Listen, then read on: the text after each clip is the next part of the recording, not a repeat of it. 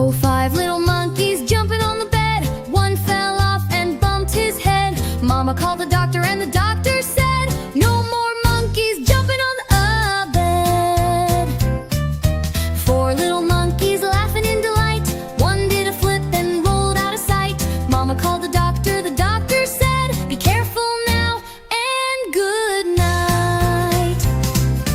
Three little monkeys bouncing so high, they touched the ceiling, reaching the sky.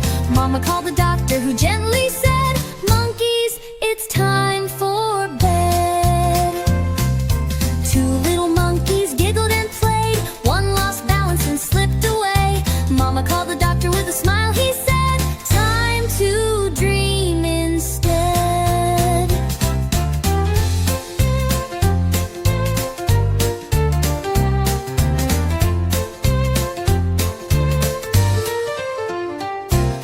One little monkey with sleepy eyes yawned and looked at the starry skies. Mama gave a kiss and softly said, good night, my monkey, go to bed.